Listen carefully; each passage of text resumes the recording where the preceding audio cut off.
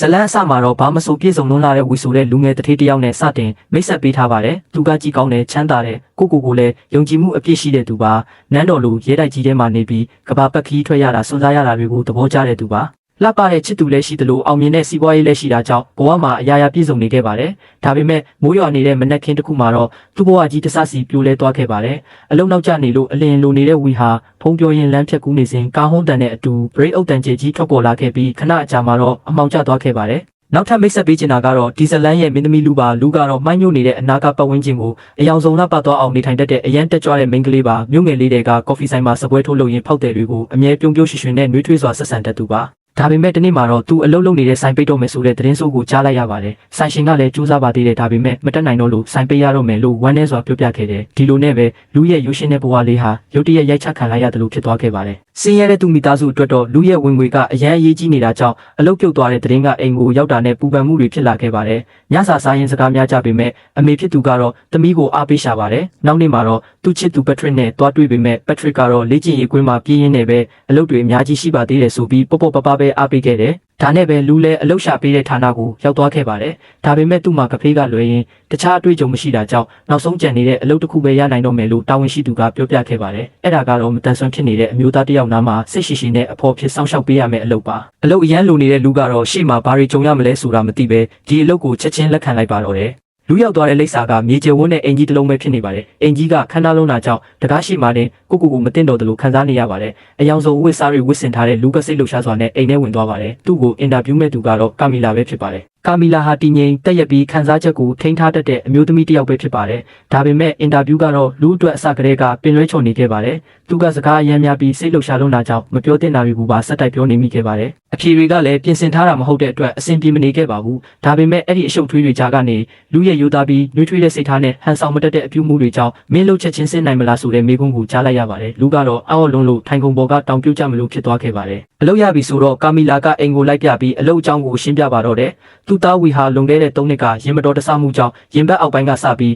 လုံးဝမလှုပ်ရှားနိုင်တော့တဲ့အခြေအနေဖြစ်နေပါတယ်။ခန္ဓာပိုင်းဆိုင်ရာပြုစုစောင့်ရှောက်မှုနဲ့လေ့ကျင့်ခန်းတွေကိုတော့နေတန်ဆိုတဲ့ကျွမ်းကျင်တဲ့ဆရာဝန်ကတာဝန်ယူထားပါတယ်။ဒါပေမဲ့ဝီအခုတကယ်လိုအပ်နေတာကစေကူတာမှုမဟုတ်ပဲလူတစ်ယောက်ရဲ့နှွေးထွေးတဲ့မေတ္တာတရားတွေပဲဖြစ်ပါတယ်။လူကတော့အလုပ်ရလို့ပြောနေုံကလွယ်ပြီးရှေ့မှာဘာတွေစောင့်နေမှန်းမသိသေးပါဘူး။နောက်ဆုံးမှာတော့လူဟာဝီနဲ့ပထမဆုံးတွေ့ရပါတော့တယ်။ဒါပေမဲ့သူထင်ထားသလိုမဟုတ်ခဲ့ပါဘူး။ဝီကဝီချဲပေါ်မှာထိုင်နေပြီးမုတ်စိတ်တွေမရိပ်ထားတဲ့အပြင်သပင်တွေလည်းရှုပ်ပွားနေပါတယ်။လူဝင်လာတာနဲ့သူကရုတ်တရက်ထူးဆန်းတဲ့အတန်တွေလုပ်ပြီးလူရဲ့တုံ့ပြန်ပုံကိုစမ်းသပ်ပါတော့တယ်။လူထွက်မပြေးတာမြင်တော့စကလုံးတွေနဲ့စပြီးထိုးနှက်ပါတော့တယ်။သူ့စကားတွေကအလွန်ရက်စက်ကြမ်းကြုတ်တဲ့အတွက်လူအတွက်အနာမကက်ရဲအောင်ဖြစ်နေပါတယ်။အဲ့ဒီနေ့ညနေအိမ်ပြန်ရောက်တဲ့လူဟာငါဒီအလုပ်ကိုမှားယွင်းမိတာလားလို့ကိုမေးနေခဲ့ပါတယ်။ဒါပေမဲ့နောက်နေ့လည်းသူပြန်လာပါတယ်။နောက်တစ်နေ့လည်းပြန်လာပါတယ်။နေ့တိုင်းသူ့ရဲ့အယောင်ဆုံးထူးထူးခြားခြားဝတ်အစားတွေကိုဝတ်ပြီးဝီရှိကိုရောက်လာပါတယ်။ဒါပေမဲ့ဝီကတော့သူ့ကိုပဟေလီတစ်ခုလိုစိုက်ကြည့်နေတတ်ပါတယ်။ဒီနေ့မှာဝီကမင်းစကားအယမ်းများတယ်။ငါနဲ့ရှိတဲ့အချိန်ဆိုစကားနဲ့ရှော့ပြောပေးပါလို့ပြောလိုက်ပါတယ်။အဲ့ဒီစကားကလူကိုအယမ်းထိခိုက်သွားခဲ့ပါတယ်။အဲ့ဒီနောက်လူဟာနေ့လယ်စာကိုအိမ်ပြင်ကဥယျာဉ်ထဲမှာတယောက်တည်းသွားစားပါတော့တယ်။မငုံမိအောင်သူ့ကိုသူမနှဲထိန်းထားရပြီးမိသားစုအတွက်အားတင်ကအ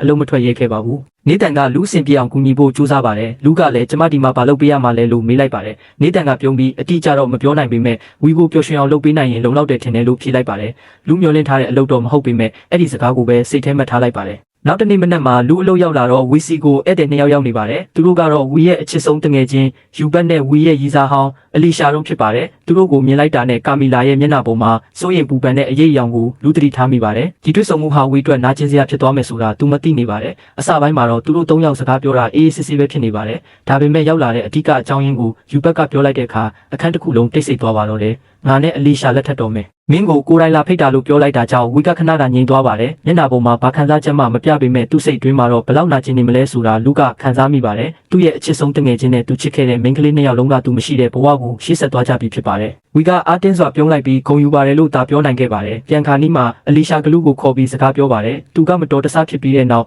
ငါလည်းဝီနဲ့ဆက်နေဖို့ကြိုးစားခဲ့ပါတယ်။ဒါပေမဲ့မတန်ဆွမ်းဖြစ်နေတဲ့လူတစ်ယောက်ကိုဘလောက်ပဲချစ်ကူညီလို့မရတော့ဘူးလို့ဝမ်းနည်းစွာပြောလိုက်ပါတယ်။သူတို့ပြန်သွားပြီးမကြခင်မှာပဲအိမ်ထဲကနေမှန်ကွဲတန်ကြီးထွက်လာပါတယ်။လူမြန်သွားကြည့်တော့ဓာတ်ပုံပေါင်းတစ်ခုမြေကြီးပေါ်မှာကွဲကျနေပါတယ်။နောက်တစ်နေ့မှာလူကကွဲနေတဲ့ဓာတ်ပုံကိုတိတ်လေးပြန်ပြင်ပေးနေပါတယ်။ဒါကိုဝီကမြင်သွားပြီးချက်ချင်းပဲရက်လိုက်လို့အော်လိုက်ပါတယ်။ငါအဲ့ဒါကိုပြန်မပြင်ချင်ဘူးအဲ့ဒီဓာတ်ပုံတွေကိုလည်းမမြင်ချင်တော့ဘူးလို့ပြောပါတယ်ပြီးတော့အရင်ကငါဘလို့လူလဲဆိုတာပြန်တရိယာစီတဲ့ပစ္စည်းတွေကိုနေ့တိုင်းမကြည့်ချင်တော့ဘူးမင်းမှာငါပစ္စည်းတွေကိုကင်ကွင်းမရှိဘူးလို့ဒေါသတကြီးပြောလိုက်ပါတယ် ဒီတစ်ခါတော့လူလည်းတီးမခံတော့ပါဘူးကျမပါမလုပ်ထားဘူးကျမကိုဒီလိုမဆက်ဆံပါနဲ့ပြီးတော့ကျမလည်းဒီမှာနေခြင်းလို့နေတာမဟုတ်ဘူးကျမပတ်စံလို့အလုပ်လုပ်နေတာဒါကြောင့်ရှင်ဒေါသတွေကိုကျမပေါ်မပုံချပါနဲ့လို့ပြန်ပြောလိုက်တဲ့အတွက်တခန်းလုံးတိတ်ဆိတ်သွားခဲ့ပြီးဝင်းကလည်းလူကိုမေးကြည့်နေပါတယ်လူရဲ့ရိုးသားမှုနဲ့တနာလို့မဟုတ်ပဲအမှန်တရားကိုဓာတ်ရိုက်ပြောရတဲ့တတိကသူ့စိတ်ထဲကိုပထမဆုံးအကြိမ်ထိသွားခဲ့ပါတယ်အဲ့ဒီနေ့လယ်ပိုင်းမှာပဲဝီကလူကိုရုပ်ရှင်အတူကြည့်မလားလို့မေးလိုက်ပါတယ်နိုင်ငံခြားရုပ်ရှင်ဖြစ်ပြီးစာတန်းထုတ်ဖက်ရတဲ့ဇာတ်ကားဆိုတော့လူမကြိုက်တဲ့အမျိုးအစားပဲဖြစ်ပေမဲ့လက်ခံလိုက်ပါတယ်ရုပ်ရှင်ပြီးတော့နှစ်ယောက်သားစကားအကြောင်းအချင်းချင်းဆွေးနွေးကြပါတယ်အဲ့ဒီစကားဝိုင်းကသူတို့နှစ်ယောက်ကြားမှာပထမဆုံးအေးအေးဆေးဆေးပြောဆိုနိုင်တဲ့အချိန်ဖြစ်လာပါတယ်ပြီးတော့ဝီကအပြင်ခဏထွက်ရအောင်လို့ပြောလာပါတယ်နှစ်ယောက်သားအတူလက်လျှောက်ထွက်ကြပြီးသူတို့နှစ်ယောက်ရဲ့ဆက်ဆံရေးကလည်းအဲ့ဒီနေ့ကစပြီးတဖြည်းဖြည်းပြောင်းလဲလာပါတော့တယ်ဝီနဲ့လူတို့ကြားကဆက်ဆံရေးတဖြည်းဖြည်းကောင်းလာတာကိုအရင်ဆုံးသတိထားမိသူကတော့ကာမီလာပဲဖြစ်ပါတယ်အချိန်အတော်ကြာပြောက်ကွယ်နေခဲ့တဲ့အလင်းရောင်လေးကိုဝီရဲ့မျက်လုံးထဲမှာသူမပြန်မြင်လာရပါတယ်သူဘာမှမပြောပေမဲ့စိတ်ထဲမှာတော့မျှော်လင့်ချက်လေးပြန်ပေါ်လာခဲ့ပါတယ်ဒီအချိန်မှာလူရဲ့အမထရီနာကလည်းသတင်းတစ်ခုပြောလာပါတယ်သူမကအကြောင်းပြန်တက်ပြီးပညာဆက်တင်ခြင်းတယ်လို့ဆိုပါတယ်ဒါကထရီနာအတွက်ကောင်းတဲ့အခွင့်အရေးဆိုတာလူလည်းသိပါတယ်ဒါပေမဲ့အင်စရိတ်နဲ့မိသားစုတာဝန်တွေကိုပို့ပြီးသူမတယောက်ထဲထမ်းရတော့မယ်ဆိုတာလည်းသိနေခဲ့ပါတယ်သူမဘာမှမပြောဘဲအားလုံးကိုတိတ်တိတ်လေးလက်ခံလိုက်ပါတယ်ဒီနေ့မှာတော့လူဟာနေတန်တဲ့အတူဝီကိုစေးရုံလိုက်ပို့ရင်အမှန်တရားတစ်ခုကိုသိလိုက်ရပါတယ်ဝီရဲ့ဒုက္ခကဝီချဲပေါ်မှာထိုင်နေရတာတစ်ခုလည်းမဟုတ်ပဲသူဟာနေ့တိုင်းအချိန်တိုင်းနာကျင်မှုကိုခံစားနေရတာဖြစ်ပါတယ်ပြီးတော့သူ့ရဲ့ကိုခံအားကလည်းအရန်အားနေနေပါပြီလို့နေတန်းကပြောပြလိုက်ပါတယ်တာမန်လူတယောက်ဆိုတစ်ပတ်လောက်နဲ့တက်တာမဲ့ယောဂါကဝီတွက်ဆိုလာနဲ့ချီပြီးစေုံတက်ရနိုင်ပါတယ်ဒီအချိန်တွေကခဏတာမဟုတ်ပဲသူ့ဘဝတစ်လျှောက်လုံးဒီလိုပဲဆက်ရှိနေမှာပဲဖြစ်ပါတယ်ဒီအမှန်တရားကိုသိလိုက်ရတဲ့လူဟာအိမ်ပြန်လန်းတစ်လျှောက်စကားတခုမှမပြောနိုင်တော့ပါဘူးညပိုင်းမှာတော့လူကသူ့ချစ်သူပက်ထရစ်နဲ့ရုပ်ရှင်သွားကြည့်ပါတယ်အရင်ကဆိုဟာတကားကိုပဲကြိုက်တတ်တဲ့လူကဒီတခါတော့နိုင်ငံခြားရုပ်ရှင်တကားကြည့်ချင်တယ်လို့ပြောပါတယ်ဒါပေမဲ့ပက်ထရစ်ကသူမကိုဘာမှမမေးပဲဟာတကားလက်မှတ်ပဲဝယ်ထားပြီးဒီကားကပူပြောဖို့ကောင်းတယ်လို့ပြောပေးလိုက်ပါတယ်အဲ့ဒီအချိန်မှာသူတို့နှစ်ယောက်ရဲ့စိတ်ဝင်စားမှုတွေကအဖြည်းဖြည်းမတူတော့ဘူးဆိုတာကိုလူသတိထားမိလိုက်ပါတယ်စောင်းရတင်ရောက်လာပြီးမကြခင်မှာပဲဝီရုတ်တရက်နေမကောင်းဖြစ်သွားပါတယ်နေတန်ကအလုပ်ကိစ္စနဲ့အပြင်ရောက်နေတဲ့အတွက်ဝီရဲ့အဖေကဒီညဝီကိုတေချာစောင့်ကြည့်ပေးပါလို့လူကိုအကူအညီတောင်းပါတယ်လူလည်းနားမှာပဲနေပြီးဂီယူဆိုင်ပေးနေပါတယ်ဒါပေမဲ့ဝီကတော့ငါအဆင်ပြေတဲ့အရန်စိတ်မပူနဲ့လို့ပြောပြီးသူ့ကိုပြန်လွတ်ဖို့ကြိုးစားနေပါတယ်အချိန်ကြာလာတာနဲ့အမျှဝီရဲ့အခြေအနေကပိုဆိုးလာပါတယ်နေတန်ပြန်ရောက်လာပြီးမြင်လိုက်တာနဲ့မျက်နှာအမူအရာပြောင်းသွားပါတယ်သူချက်ချင်းကုသမှုတွေစလုပ်ပြီးဝီကိုကယ်ဖို့ကြိုးစားပါတော့တယ်အဲ့ဒီအရှုပ်ထွေးတွေကြားမှာလူဟာဝီရဲ့လက်ကဝတ်မှာဒဏ်ရာဟောင်းတွေကိုမတော်တဆမြင်လိုက်ရပါတယ်အဲ့ဒီဒဏ်ရာတွေကဝီဘလောက်ထိနာကျင်ပြီးမျောလင်းချက်ပြောင်းနေခဲ့တယ်ဆိုတာကိုပြောပြနေပါတယ်လူရဲ့စိတ်ထဲမှာလည်းအရာအလုံးပြောင်းလဲသွားပါတော့တယ်သူမြင်ခဲ့တဲ့ဝီကအေးဆက်ပြီးဒေါသကြီးတဲ့လူမဟုတ်တော့ပ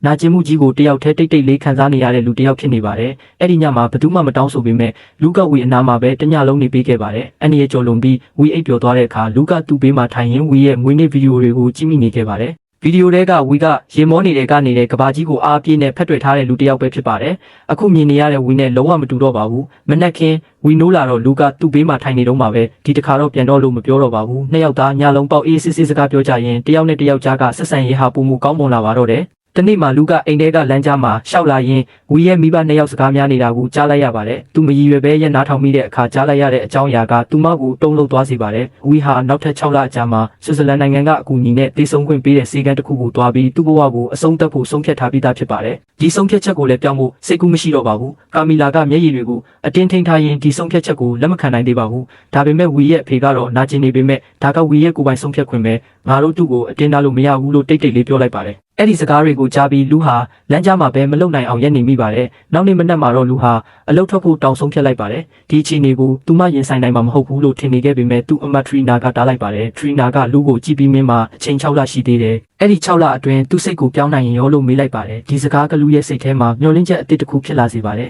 ။လူကအလုတ်ကိုပြန်သွားပြီးကာမီလာနဲ့ဝီရဲ့အဖေကိုသူ့စီစဉ်ကိုပြောပြပါတယ်။ဝီကိုအပြင်ခေါ်သွားမယ်။သူမတွေ့ဘူးတာတွေပြမယ်။သူ့ဘဝကနေထိုင်ဖို့တန်ဖိုးရှိသေးတယ်ဆိုတာခံစားစေချင်တယ်လို့ပြောလိုက်ပါတယ်။ဝီရဲ့မိဘနှစ်ယောက်ကဒီစကားကိုကြားပြီးမျောလင့်ချက်နဲ့ခေါင်းညှိလိုက်ကြပါတယ်။သူတို့လည်းဒီလိုလူတစ်ယောက်ပေါ်လာဖို့စောင့်နေခဲ့တာဖြစ်ပြီးလူရဲ့ပထမဆုံးအစီအစဉ်ကတော့မြင်းပြိုင်ပွဲကိုသွားတာပဲဖြစ်တယ်။ဝီကမလိုက်ချင်ပေမဲ့လူကနေတန်ကသွားချင်နေတာလို့မူသားပြောလိုက်ပါတယ်။ဝီကအဲ့ဒါကိုချက်ချင်းသိပေမဲ့ဘာမှမပြောဘဲလိုက်လာခဲ့ပါတယ်။ဒါပေမဲ့မြင်းပြိုင်ပွဲရောက်တော့မြေကပြော့နေတဲ့အတွက်ဝီရဲ့ဝီချဲကရှွန်ထဲနဲ့သွားပြီးလူအများကြီးလာပြီးဝိုင်းမကူရင်ထွက်မရတဲ့အခြေအနေဖြစ်သွားပါတယ်။ဝီအတွက်တော့ဒါဟာရှက်ရစရာခိုက်တက်မှာပဲသူ့အမုန်းဆုံးအရာကသူများအကူအညီမပါပဲဘာမှမလုပ်နိုင်တော့တဲ့ခံစားချက်ပဲဖြစ်ပါတယ်အဲ့ဒီနောက်စားတောက်ဆိုင်တစ်ဆိုင်ကိုတွားကြတော့ဝီချဲအတွက်နေရာမရှိဘူးဆိုပြီးဆိုင်ကညှင်းလွတ်လိုက်ပါတယ်ဒါပေမဲ့လူကတော့တိတ်တိတ်မနေပဲဆိုင်ဝန်ထမ်းတွေနဲ့အကျယ်ကြီးညှင်းခုန်လိုက်ပါတယ်ဝီကတော့ဒေါသလည်းထွက်ချက်လည်းရှက်ပြီးစိတ်မကောင်းဖြစ်နေပါတယ်အဲ့ဒီနေ့ကနှစ်ယောက်လုံးစကားတိတ်မပြောပဲအိမ်ပြန်ခဲ့ကြပါတယ် မြင်းပြန်ပွဲမှာအစင်မပြေခဲ့ပေမဲ့လူကလည်းမလျှော့ခဲ့ပါဘူးဒီတစ်ခါတော့သူကဝီကိုမိုဇက်ဂီတာဖျော်ဖြေပွဲတစ်ခုကိုခေါ်သွားဖို့စီစဉ်လိုက်ပါတယ်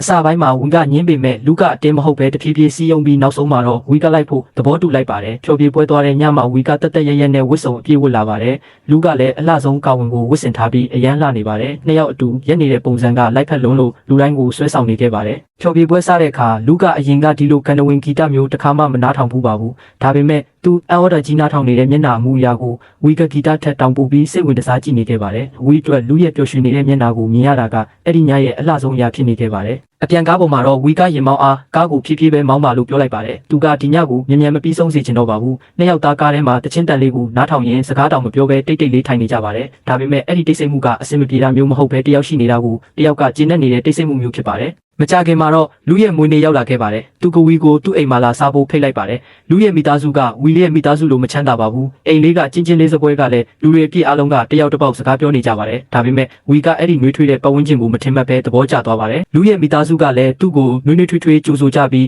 အတူရေမောစကားပြောကြပါတယ်အဲ့ဒီအချိန်မှာလူရဲ့ချစ်သူပက်ထရစ်ကနောက်ကျပြီးမှရောက်လာပါတယ်ဝီကတော့ပက်ထရစ်ကိုမြင်တာနဲ့လူကိုတမင်စနောက်ပြီးချီးကျူးစကားတွေပြောပါတော့တယ်သူ့ရဲ့ရည်ရွယ်ချက်ကတော့ပက်ထရစ်ကိုမနာလို့ဖြစ်အောင်ပါတကယ်လဲပက်ထရစ်ရဲ့မျက်နှာအယောင်ပြောင်းသွားပါတယ်မွေးနေ့လက်ဆောင်ပေးတဲ့အချိန်ရောက်တော့ပက်ထရစ်ကလည်းဆွဲတကုံးပေးပါတယ်လူကလာလိုက်တာလို့ပြောပေမဲ့သူ့မျက်နှာကိုကြည့်ုံနဲ့အဲ့ဒီလက်ဆောင်ကိုတိတ်မကြိုက်ဘူးဆိုတာသိတာနေပါတယ်ဝီရဲ့လက်ဆောင်ကိုဖွင့်လိုက်တဲ့အခါတော့အထဲမှာရောင်စုံချီအိတ်ရှိတစုံပါနေပါတယ်အဲ့ဒါကသူမလွန်ခဲ့တဲ့လတွေကတစ်ချိန်တည်းပြောခုတဲ့အရာလေးပါဝီကအဲ့ဒီစကားကိုမှတ်မိနေခဲ့တာဖြစ်ပါတယ်လူကတော့မျက်ရည်တွေဝဲလာပြီးကလေးတယောက်လိုပျော်ပျော်ရွှင်ရွှင်ကခုန်ပါတော့တယ်အဲ့ဒီအချိန်မှာပက်ထရစ်လည်းသူ့လက်ဆောင်နဲ့ဝီရဲ့လက်ဆောင်ဘာကွာလဲဆိုတာနားလည်လာခဲ့ပါတယ်တယောက်ကဈေးကြီးတဲ့ပစ္စည်းကိုပေးခဲ့တယ်နောက်တစ်ယောက်ကတော့လူပြောခဲ့ဘူးတဲ့စကားအသေးလေးကိုတော့မမေ့ပဲနှလုံးသားနဲ့မှတ်ထားခဲ့တာပဲဖြစ်ပါတယ်နောက်တစ်နေ့မှာတော့ဝီကလူကိုအနီးနားကရဲတိုက်ဟောင်းတစ်ခုစီခေါ်သွားပါတယ်ရဲတိုက်ကိုရှောက်ကြည့်ရင်ဝီကသူ့ဘဝမှာအနှစ်သက်ဆုံးနေရာတစ်ခုအကြောင်းပြောပြလာပါတယ်အဲ့ဒါကပြင်သစ်နိုင်ငံပါရီမြို့ကကော်ဖီဆိုင်လေးတစ်ဆိုင်ပဲဖြစ်ပါတယ်အပြင်ကကြည့်ရင်ဘာမှထူးခြားတဲ့ဆိုင်မဟုတ်ပေမဲ့ဝီစိတ်ရှုပ်တဲ့အချိန်တိုင်းဒါမှမဟုတ်ဘာမှမတွေးချင်တဲ့အချိန်တိုင်းအဲ့ဒီဆိုင်ကိုသွားထိုင်လေးရှိပါတယ်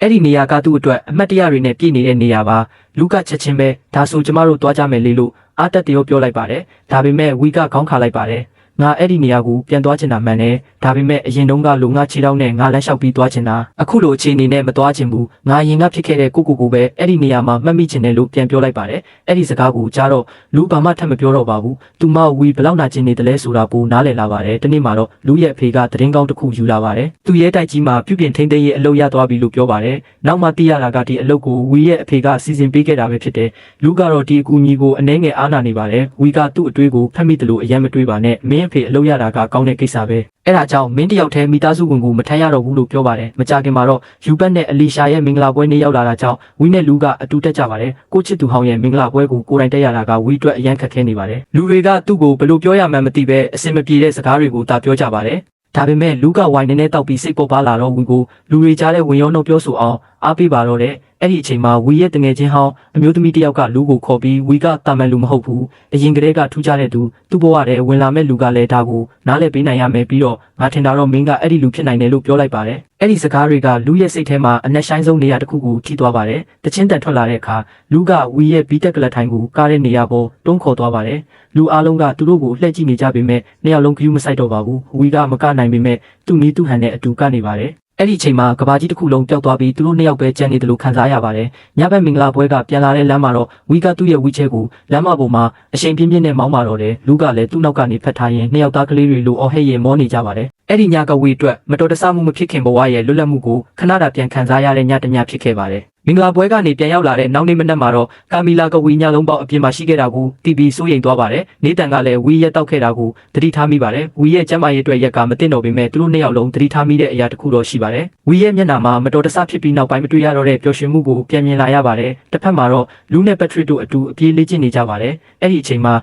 လူကအားလည်းရဲ့အတွင်းဝင်နဲ့အတူနေရမယ်ဆိုတာပြောလိုက်ပါတယ်။အဲ့ဒါကြောင့်ပက်ထရစ်စီစဉ်ထားတဲ့ခီးကိုသူမလိုက်နိုင်တော့ပါဘူး။ဒီစကားကိုကြားတာနဲ့ပက်ထရစ်ဒေါသထွက်သွားပါတယ်။ရက်တပတ်ပေါင်းများစွာသူသတိထားမိနေခဲ့တခုကလူရဲ့အချိန်ဂရုစိုက်မှုနဲ့အရာအလုံးကိုအခုဝီစီမှာပဲပေးနေပြီဆိုတာပဲဖြစ်တယ်။သူဘာမှထပ်မပြောတော့ဘဲဒေါသနဲ့ထွက်သွားပါတယ်။လူလည်းသူ့ကိုမတားတော့ပါဘူး။ပက်ထရစ်ခံစားနေရတာကိုသူနားလည်နေပါတယ်။ဒါပေမဲ့လူအတွက်အဆိုးဆုံးသတင်းကအခုမှရောက်လာတာပါ။ဝီဟာဆွစ်ဇာလန်ကိုသွားမဲ့ဆုံးဖြတ်ချက်ကိုလုံးဝမပြောင်းသေးပါဘူး။လူဘယ်လောက်ပဲကြိုးစားခဲ့ပါစေသူ့စိတ်ကိုမပြောင်းနိုင်သေးပေမဲ့လူလည်းမလျှော့သေးပါဘူး။ သူကနောက်ဆုံးအကြိမ်ဖြစ်အစီအစဉ်ကြီးတစ်ခုစီစဉ်ပါတော့တယ်။စာအုပ်တွေဖတ်တဲ့အင်တာနက်မှာရှာတဲ့အရာအလုံးကိုတိတိကျကျစီစဉ်ပြီးပင်လယ်ကမ်းခြေအပန်းဖြေခီးတစ်ခုကိုစီစဉ်လိုက်ပါတယ်။နှွေးထွေးတဲ့နေအောင်အပြာရောင်ပင်လယ်နဲ့လှပတဲ့သဘာဝတွေကဝီရဲ့စိတ်ကိုပြောင်းလဲစေမယ်လို့မျှော်လင့်ထားခဲ့ပါတယ်။ခီးမထွက်ခင်ညမှာတော့ပက်ထရစ်ကလူအိမ်ကိုမပြောဘဲရောက်လာပါတယ်။သူက2ယောက်တည်းခီးထွက်ဖို့စီစဉ်ထားပေမဲ့လူကနောက်နေ့မှာဝီနဲ့အတူခီးထွက်တော့မယ်ဆိုတာသိသွားတဲ့အခါပက်ထရစ်ရဲ့ဝမ်းသာမှုကဒေါသအဖြစ်ပြောင်းသွားပါတယ်။မင်းပါလုပ်နေလဲဆိုတာမင်းကိုယ်တိုင်တောင်မသိတော့ဘူးလို့ပြောပြီးလူကိုရှင်းပြခွင့်တောင်မပေးဘဲထွက်သွားလိုက်ပါတယ်။လူကတော့သူ့နောက်ကိုမလိုက်တော့ပါဘူး။နောက်နေ့မှာလူနဲ့ဝီတို့ပင်လယ်ကမ်းခြေအပန်းဖြေစခန်းကိုရောက်သွားကြပါတယ်။ဒီခီးကလူမျောလင့်ထားတာထက်တောင်ပိုလာနေပါသေးတယ်။နှွေးထွေးတဲ့လေပြေနဲ့အပြာရောင်ပင်လယ်ကိုမေးကြည့်ပြီးရေကူးကံပေးမှာထိုင်စကားပြောရင်သူတို့နှစ်ယောက်ကြားကဆက်ဆံရေးဟာတဘာဝကြကြနီးကပ်လာပါတော့တယ်။အရင်ကသူထေးနဲ့အိမ်အကူကြားဆက်ဆံရေးကနေတယောက်ကိုတယောက်မရှိမဖြစ်လိုအပ်နေတဲ့လူနှစ်ယောက်လိုဖြစ်လာခဲ့ပါတယ်။တညမှာတော့မိုးတွေရွာလာပါတယ်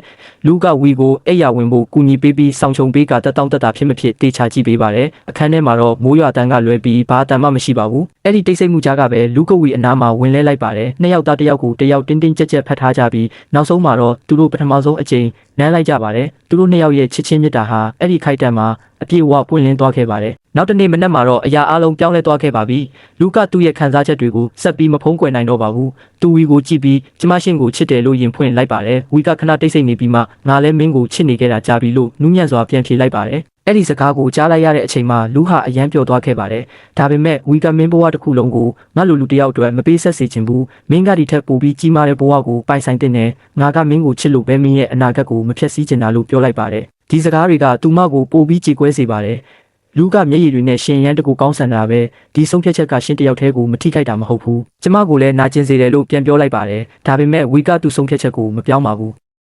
လူကငိုရင်အခန်းထဲကထွက်သွားပါတယ်ဝီလည်းတယောက်တည်းကြံခဲ့ပြီးပထမဆုံးအကြိမ်မျက်ရည်ကျပါတော့တယ်အိမ်ပြန်ရောက်ပြီးလူကအဖြစ်ပြအားလုံးကိုမိသားစုကိုပြောပြလိုက်ပါတယ်သူ့အမေကဒေါသအယံထွက်ပြီးဝီရဲ့ဆုံးဖြတ်ချက်ကိုလုံးဝလက်မခံနိုင်ပါဘူးဒါပေမဲ့လူရဲ့အဖေကတော့လူတစ်ယောက်ကိုမင်းပြောင်းလဲလို့မရဘူးမင်းလုံနိုင်တာကသူ့ကိုသူဖြစ်တဲ့အတိုင်းချစ်ပေးဖို့ပဲအဲ့ဒီအချစ်ကအရာအလုံးကိုမဖြေရှင်းနိုင်ပေမဲ့သူ့ကိုတယောက်တည်းမထားခဲ့ဘူးဆိုတာတော့ပြသပေးနိုင်တယ်လို့ပြောလိုက်ပါတယ်အဲ့ဒီစကားတွေကိုကြားပြီးလူကဆုံးဖြတ်ချက်တစ်ခုချလိုက်ပါတယ်ဝီကိုအသက်ဆက်ရှင်အောင်သူမလုံနိုင်ဘူးဒါပေမဲ့ဝီဘဝရဲ့နောက်ဆုံးအချိန်မှာတယောက်တည်းမဖြစ်စေရဘူးလူဟာဆွစ်ဇာလန်ကိုလေရင်စီးပြီးထွက်သွားပါတယ်စေကန်းကိုရောက်တော့ဒီတစ်ခါသူမဟာဝီကိုမတားတော့ပါဘူးသူမတိတ်တိတ်လေးဝီနာကိုသွားပြီးအိယာပေါ်မှာတူလဲကာဝီရဲ့လက်ကိုတင်းတင်းဆုပ်ကင်ထားပါတယ်ဘာစကားမှပြောနေစရာမလိုပဲရှင်တယောက်တည်းမဟုတ်ဘူးဆိုတဲ့အတိတ်ပဲကိုသူမရှိနေခြင်းနဲ့ပဲပြသလိုက်ပါတယ်ရက်တစ်ပတ်အနည်းငယ်ကြာပြီးနောက်လူဟာပါရီမျိုးကကော်ဖီဆိုင်လေးတစ်ဆိုင်မှာတယောက်တည်းထိုင်နေပါတယ်ဒါဟာဝီအနှစ်သက်ဆုံးနေရာလေးပါသူ့လက်ထဲမှာတော့ဝီမတေခင်ရေးထားခဲ့တဲ့စာတစ်စောင်ရှိနေပါတယ်စာထဲမှာဝီကမင်းဟာငါဘဝရဲ့နောက်ဆုံးချိန်တွေကိုအလှဆုံးဖြစ်အောင်လုပ်ပေးခဲ့တဲ့လူပါမင်းကြောင့်ငါနောက်ဆုံးနေ့ရက်တွေမှာထပ်ပြီးရင်နိုင်ခဲ့တဲ့ဘဝကိုတေးသေးလေးမနေပါနဲ့မင်းအိမ်မက်တွေကိုလိုက်ပါမင်းထင်ထားတာထက်